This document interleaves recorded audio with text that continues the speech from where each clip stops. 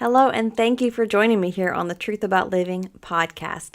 I'm your host, Bridgett, and I want to thank you so much for being here. And also, thank you for returning because, as you may know, I had a 1-week hiatus after the birth of my son where there were no episodes aired.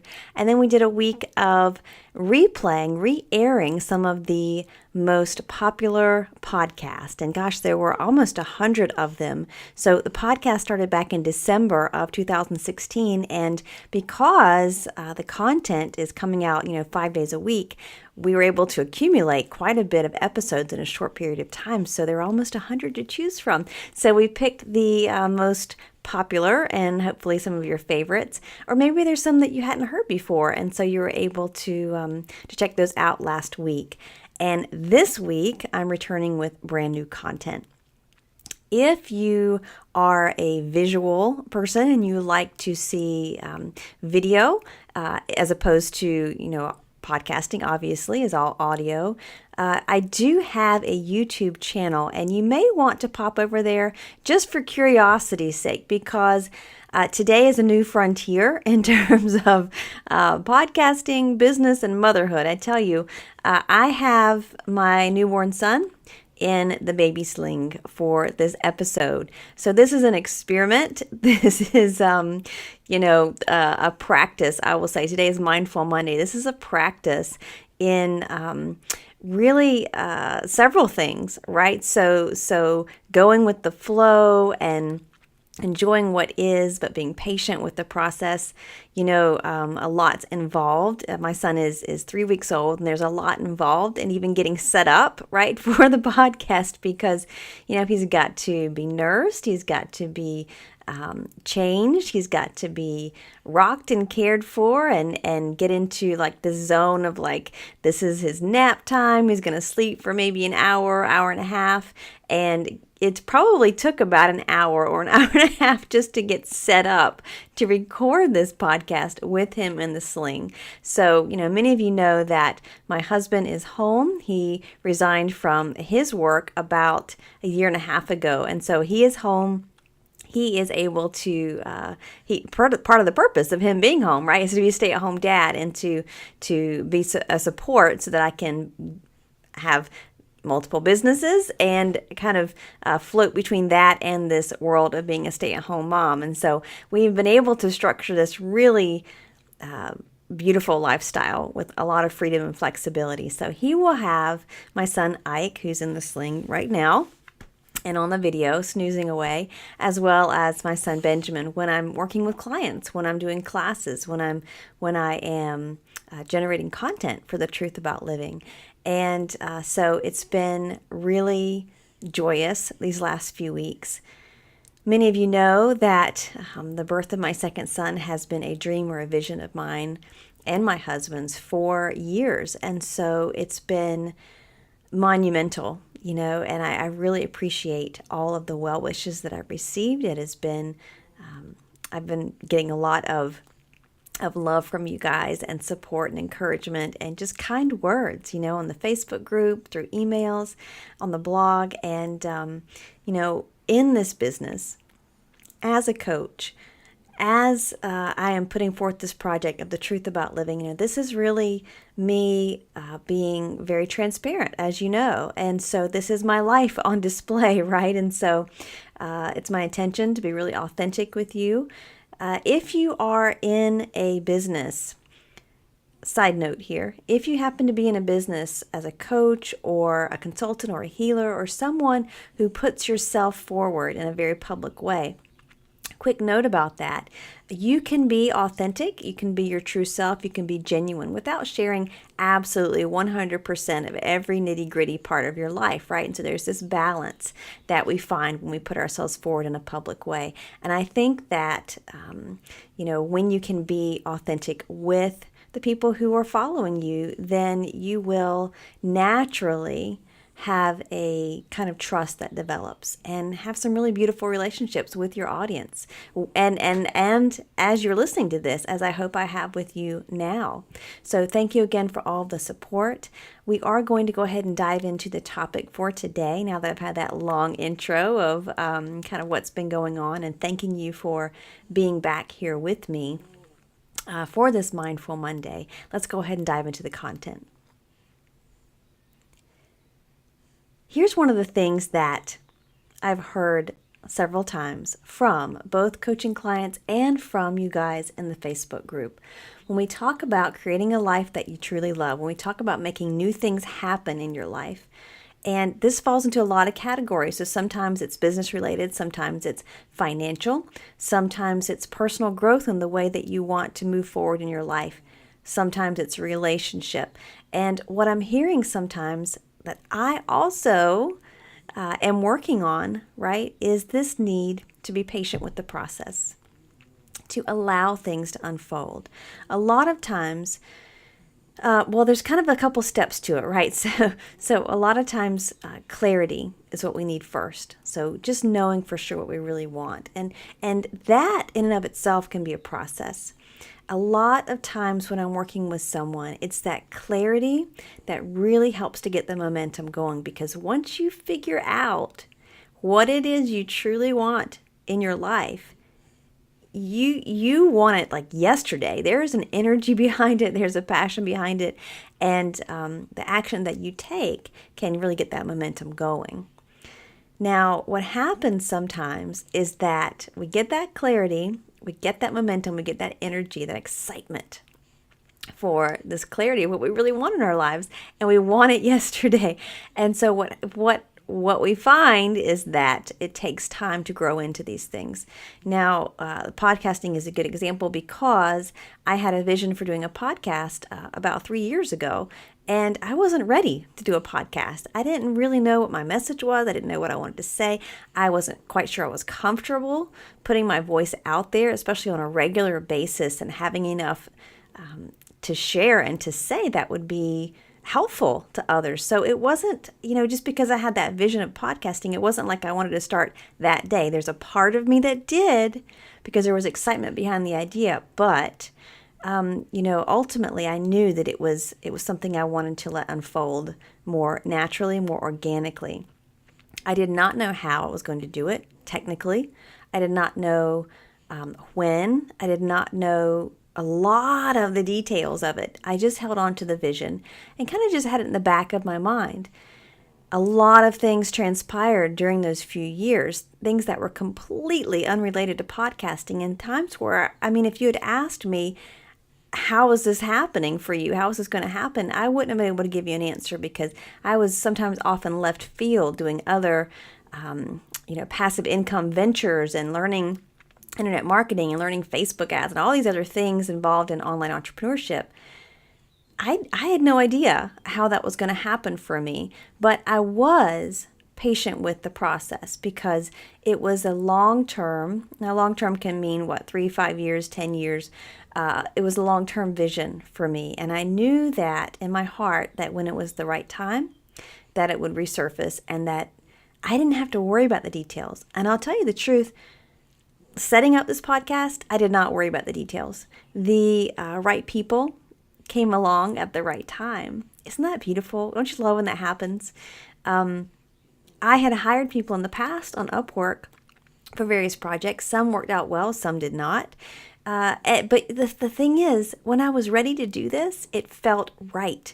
I felt that it was divine timing. I felt that there was an inspiration behind it. And the first person that I really spoke with, there were 3 people I interviewed, but the first person that I really spoke with, actually had a call with on Skype verbally, that person ended up being the perfect fit for all of my podcasting needs. So his name is Ven, and he's wonderful. He's listening to this right now, and he does all my editing. And not only my editing, but he had concepts and strategy and how to host the audio files and how to get podcast artwork done. All these things that I had no idea how to do.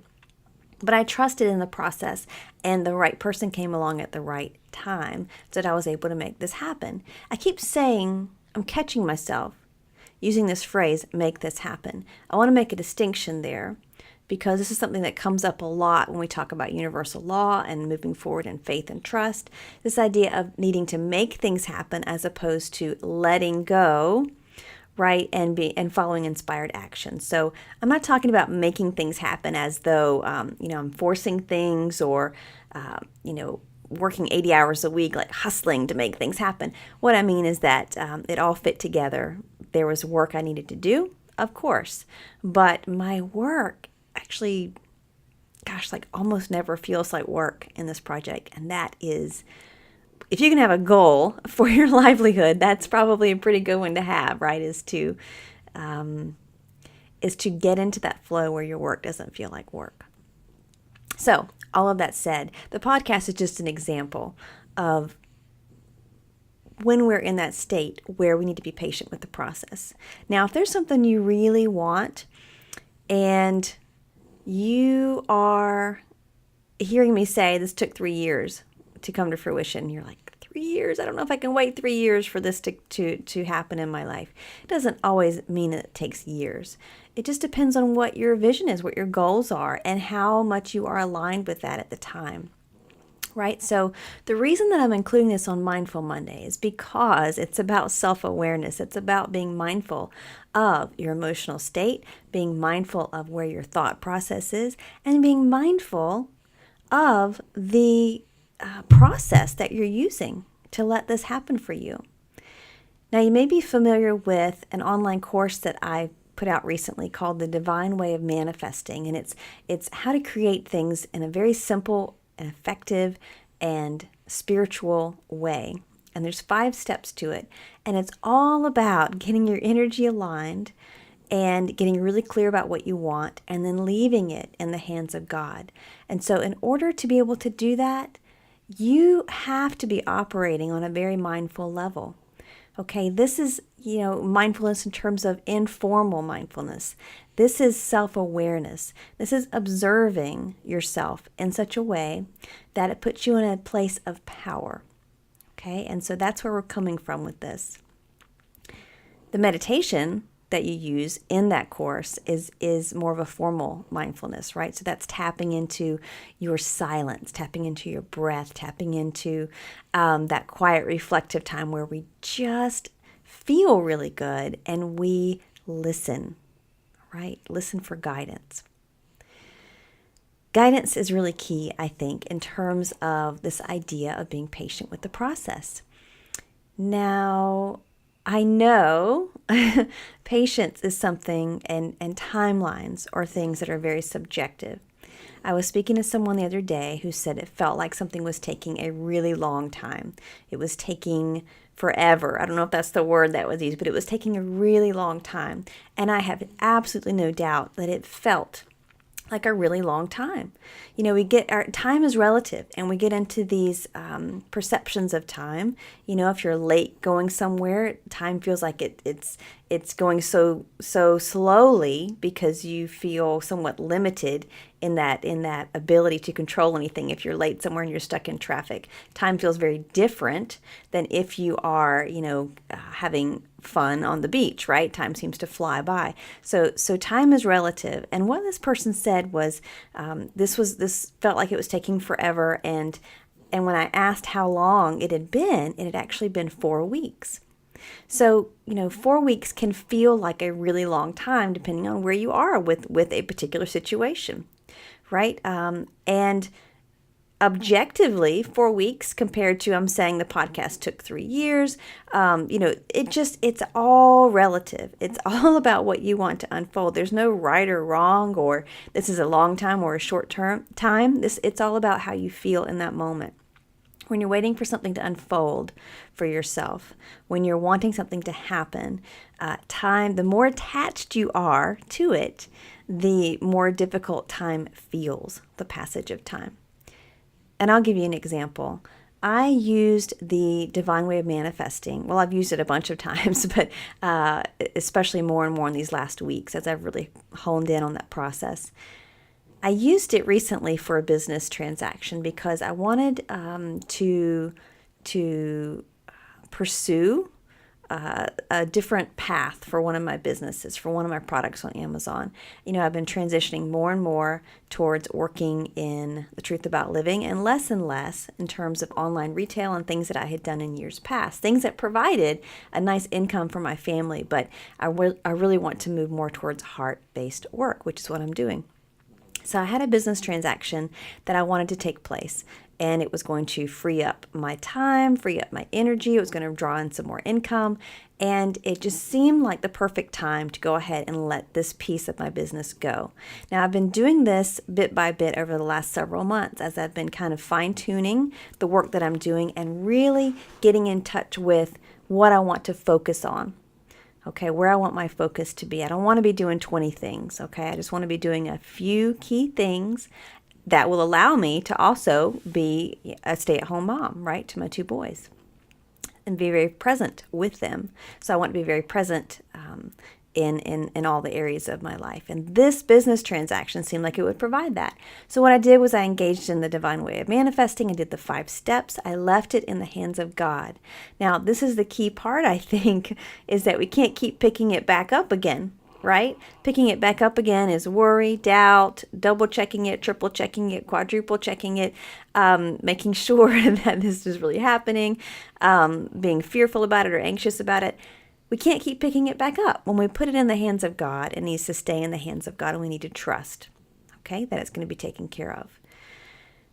This started out wonderfully, okay? As my other processes have gone through in this 5-step process, I've been doing a really good job. I'm patting myself on the back here because it's a practice for all of us, right?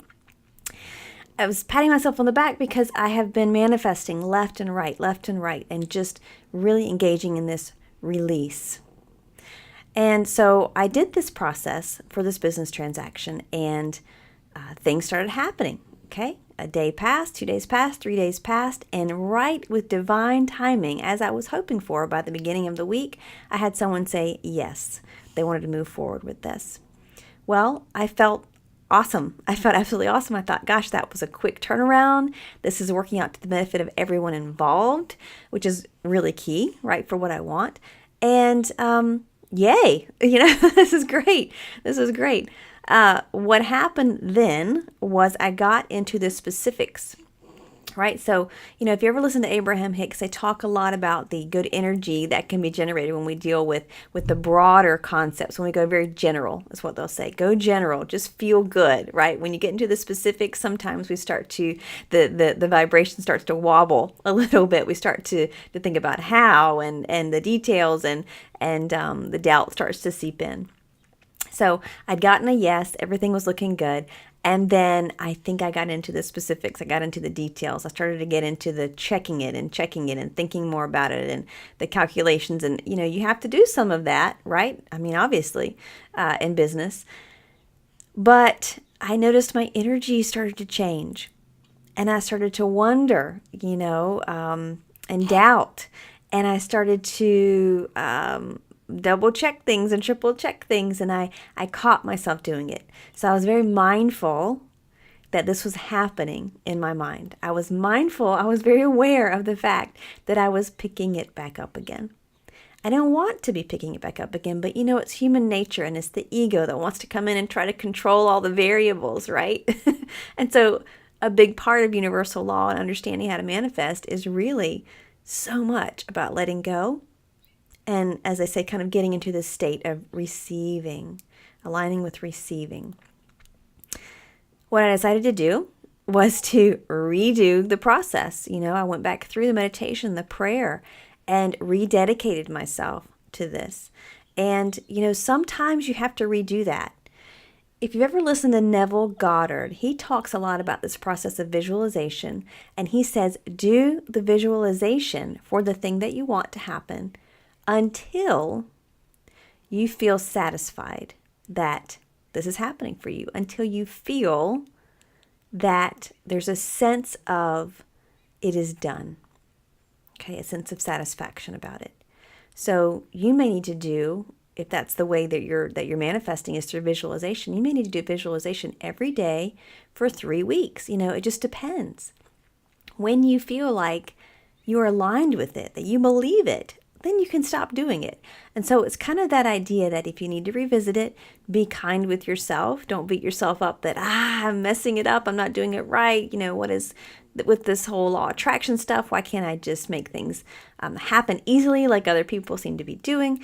You don't need all of that self-judgment and worry about it. Just repeat the process and understand that it's a practice. And I think it's very much a learning process. I'm way, way, way, way, way better at it than I've ever been, but I'm still practicing. And so that's what I had to do.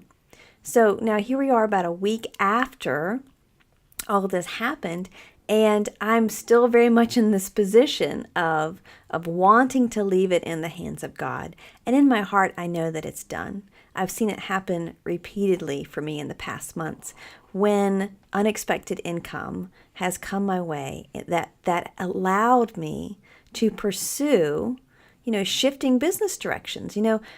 The truth about living, I know I keep saying it, but it's still very new. And I just launched it in November 2016. Even though I've been a coach for almost 4 years, I did coaching in different areas. And this is really tapping into the spiritual side of things. This is the best, most important work that I think I have done thus far in terms of serving people around the world who are listening to this content, who are hearing the messages, who are moving closer towards God, closer towards source, closer towards love, closer towards living their true selves. I mean, this is as I've said, very sacred work to me.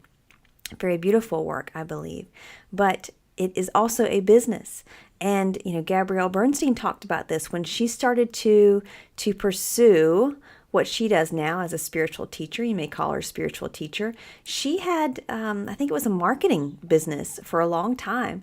And she spent an entire year just going around and speaking, just being a speaker for free, because she had her full-time job and then she pursued her passion on the side, and eventually that became her full-time income. And as you know, she's a best-selling author. She's doing quite well. She's been doing this kind of work for over a decade now.